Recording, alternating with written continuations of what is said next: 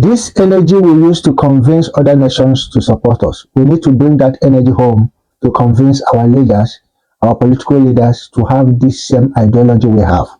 This energy we use to convince other nations to support us. We need to bring that energy home to convince our leaders, our political leaders, to have this same ideology we have. If you don't have the signatory, if you don't have the approval of all these political juggernauts in Southeast, the movement will become truncated. Hello everyone, ladies and gentlemen. Welcome to our YouTube channel. This is your brother Obieze, and this is our YouTube channel Obieze and Lolo. This is where we discuss affairs of life. This time around, I'm targeting our movement, actualization of United States of Biafra. And on this platform, I have to sit back and think about some certain strategies that will help our leaders, if they will accept it and work on it, will help us actualize this our dream. Remember the movement, remember this movement is not only to have Biafra declared or actualized and it will reside in abroad and operate in abroad. No, that is not the main target of Biafra. The main target of Biafra is to influence the life and impact the life of people who are being affected by the present bad governance of Nigeria. Our people who reside in Nigeria that are suffering on daily basis because of bad governance. The essence of the struggle is to bring good life to them through having our own country called United States of Biafra. And I don't think the best thing for us is to have it operate in abroad. We can bring it home. This movement of secession, having our country called Biafra, is a legal movement. It is provided in the law. It is also provided in the United States Charter. We have it as a legal right to have self-determination. It is not an illegal movement and therefore should be followed diplomatically. I have some observation I made when you follow our Igbo politicians, the senators, and some of our vibrant, influential politicians. I find out that we are wasting energy. These politicians, they have energy that if we convince them, if our leaders, we put down some strategies and convince these people to join us in this movement, we will have it actualized without much stress. It needs diplomatic involvement. It needs diplomatic movement to get this actualized. When you see what happened last week, you will see some senators who were protesting. They suggested to immortalize Humphrey Nwosu, the former INEC chairman, in a country where he doesn't belong, because no Biafran citizen belongs to Nigeria. We know that even if we have been kind of pushed to a tight corner that we cannot express it, in our mind, we know that we belong to a nation called Biafra. Therefore, Humphrey Nwosu is not a Nigerian. So these senators, to the extent that they walked out of the plenary because of this protest, they want Humphrey Nwosu to be immortalized in a country that doesn't belong to him. So do you see them addressing the public? You see them addressing the presidency, that the president should do something about it to immortalize this man, Humphrey Nwosu. But this energy they put together, you see them, watch this video. Of the Southeast Caucus, they are here. We came here just to make a brief statement after the vote that was taken on the floor with regard to our motion to immortalize Professor Humphrey Nwosu. We had 3 prayers. The first prayer, which was for them, for the Senate to recommend to the executive that given the fact that Professor Humphrey Nwosu was the person who actually laid the foundation of the present INEC headquarters. and commenced the building before that particular neck was dissolved by the military in 1993. We felt that we should recommend that the executive names that INEC building after him. This is also in consonance with what Professor Jega, a former INEC chairman, said on Tuesday at the colloquium for Professor Humphrey Nwosu. Professor Jega said that he was surprised that up till this moment, Humphrey Nwosu has not been recognized or honored by the government of Nigeria, who today are benefiting from his plans and legacies in producing in 1993 the freest and fairest election. Don't forget that it was the outcome of the annulment of that election that led to the disturbances everywhere in Nigeria, that also led to the exit of the military in 1999, 6 years later.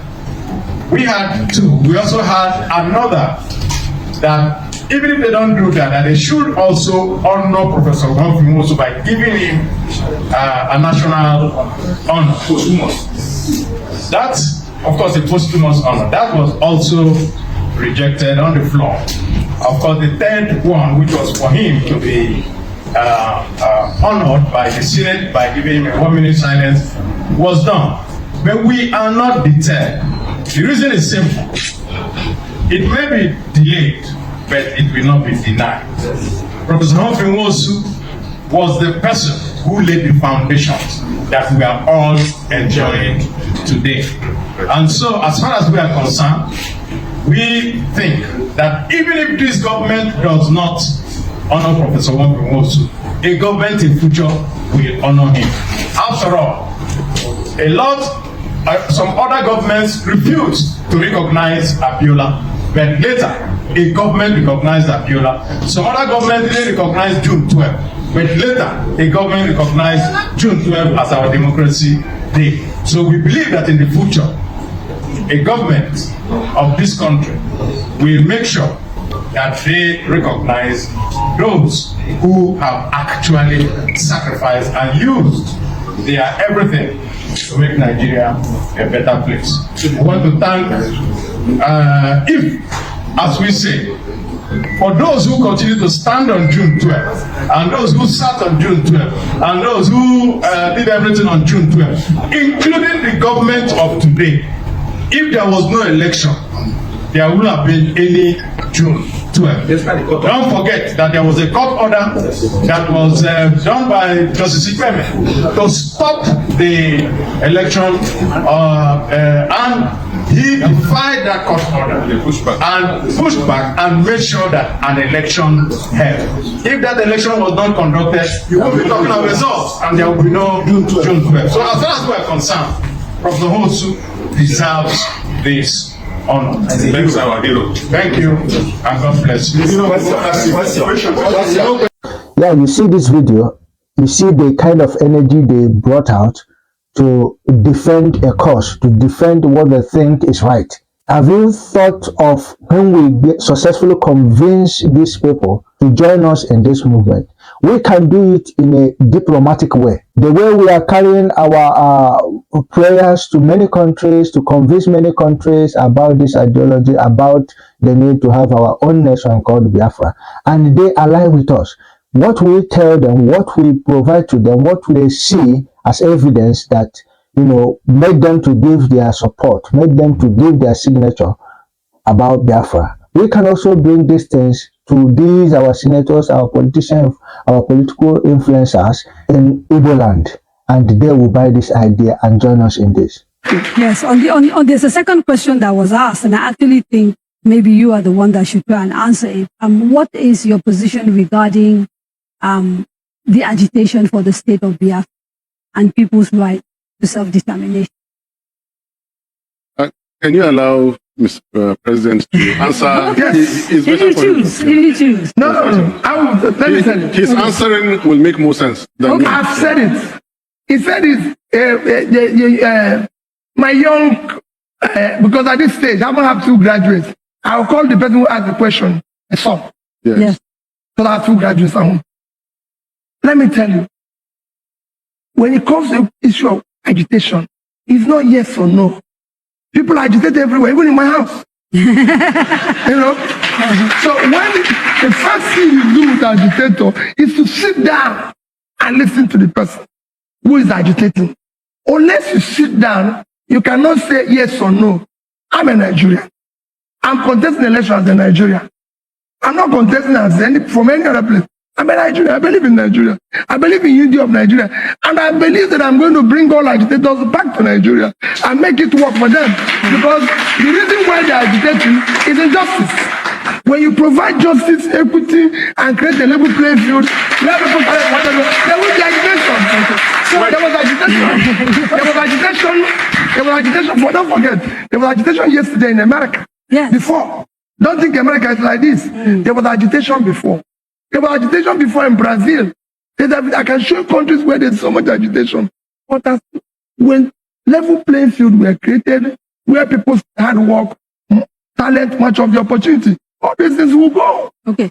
So Just wait. he wants to ask something. I allowed my principal to answer this question because we have nothing to hide. I think P2B knows better. He saw all this coming. And God has used Soludo to bring out the best of P2B. I am in PDP. But I have never admired a politician like I admire P2B. I have never followed somebody in the last few weeks like I'm following P2B. No one has excited me like P2B has excited me. Listening to him, his responses to very, very provocative issues, his gift of the economy, his landing on all issues. Listen to me, whether we like it or not, P2B has come to stay. P2B is truly a gift to this country. Just like Mr. P2B, who is a very influential politician in Igbo land. You see what he did in the presidency to 2023 presidential election. In fact, some people said he won the election, and we cannot say what that wasn't declared, but so many people said he won the election, and maybe he won. You see such energy, we are wasting it. We are wasting such energy. And you see P2B going everywhere, trying to influence people, and people fall in love with him and all that. That is a waste of energy, because as Nigeria is, P2B can only be the president of Nigeria when he is 78 years. P2B cannot smell that seat as the president of Nigeria until he clocks 78 years. And I will prove it. I will show you the calculation. He is 64 years this year. Now, in the next election, he should and never think of winning Tinubu, who is an incumbent president. In fact, he didn't know how Tinubu came to that seat, so he will not know how he will also win in 2027. So the system, they have been created in a way that 8 he wears on his head is what he will stay in that presidential seat. No one will take him out of that seat. I don't think that any. In fact, he doesn't even have opposition in 2027, because the system is created in a way that he can stay there as long as he wants. The Constitution created it in a way that he is in control of INEC. He appoints the INEC chairman. So if the INEC chairman that is presently serving, he thinks that he will not deliver, he will change him and put someone that will deliver for him. So P2B is not Goodluck Jonathan that didn't know how to use presidential power. So Tinubu knows how to use it, and you can see the example in Rivers State. He's using it now.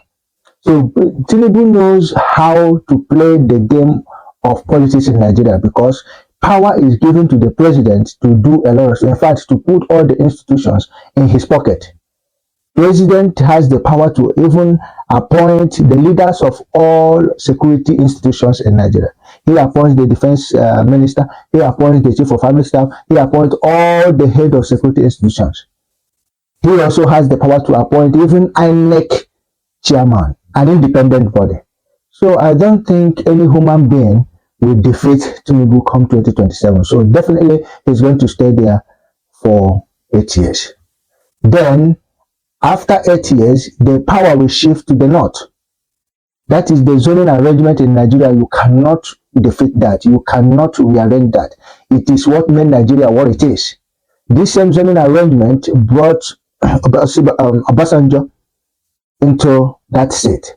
That same zoning arrangement brought Yar'Adua into that position. That same zoning arrangement after Yar'Adua, if not death, after Yar'Adua, he went to Goodluck Jonathan that served for 6 years. That is from South. After Goodluck Jonathan, that zoning arrangement went to the North, Buhari. So it's the same zoning arrangement that brought in Tinubu. Irrespective of how you run the election, irrespective of who wins the election, doesn't matter. What matters is that zoning arrangement. And INEC understands that, even the Supreme Court understands that. So even when another person from another zone wins, when you come to Supreme Court will sack you, because that is the system. That zoning arrangement must be respected. So after Tinubu goes to North, that person will stay there for complete 8 years, and by then P2B will be 78 years. So what he's trying to do now is struggling for presidency. He will never have that dream realized. He will never. He's completely wasting his time. But these are energies we need to harness and make this our vision a realistic one. We can convince our senators. We can convince them to have this movement actualized. So this energy they are wasting playing Nigerian politics, I don't think is necessary. We need that energy, that influence. So I solicit our leaders. This energy we use to convince other nations to support us. We need to bring that energy home to convince our leaders, our political leaders, to have this same ideology we have. And this will help this nation called Biafra to be actualized and influence and impact the targeted population. Because the targeted population are people in Nigeria that are suffering every day because of bad governance. To make our country, Biafra, a beautiful nation. That is our vision. Yes, Biafra has been declared. Where was it declared? In abroad. And you can't bring it home to where it's supposed to be. The country, Biafra, should be in Nigeria. And we have every means to do that. This movement requires diplomacy, my people. And we should employ that diplomatic strategy to bring it home. It is not difficult. Our leaders, including the major leader, Mazen Nandekalu, who refused to betray this movement, who is now in government's incarceration, he made certain mistakes. And those of us who are now championing this movement should not make that same mistake. We need to come down home and, convince these people to follow us. And I believe if our leaders did what they're supposed to do, honoring our political leaders in Nigeria, visiting them, trying to convince them, have meetings with them, persuade them to understand what we are looking for. In fact, follow the system as it's supposed to be.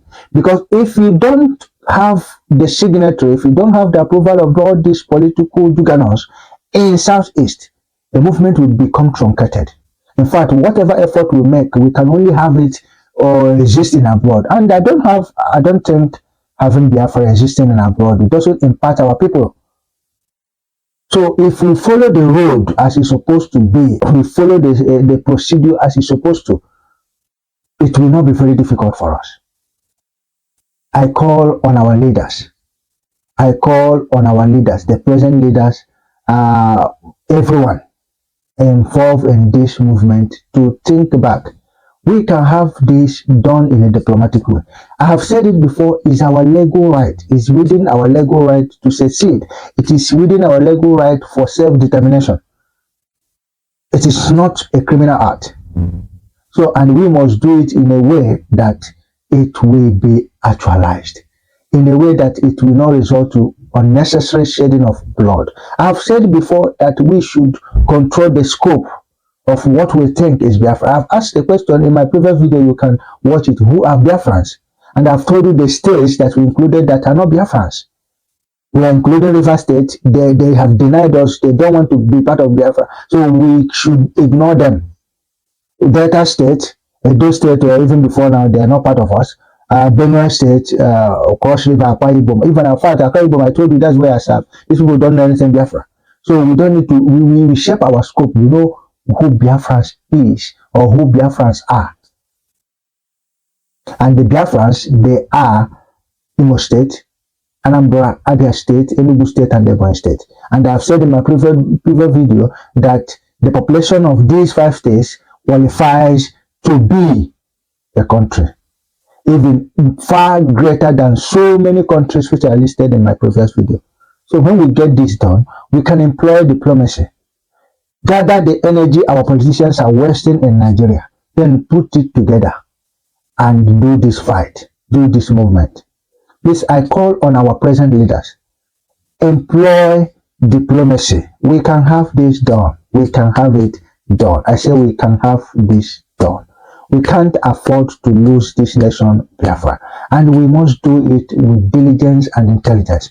Meeting many countries for approval will not only help us, but we need to bring this movement down to our people, convince our politicians. And mind you, there are some things in place now that will fasten the actualization of this Biafra.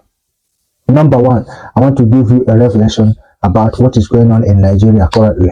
There is a bill now for states to control their natural resources, their mineral resources. So those that have oil, you will have control of your oil. At the end of the month, you pay a certain percentage to federal government, which will be a weak center and control minimum responsibility. You know, federal government will now control minimum responsibility.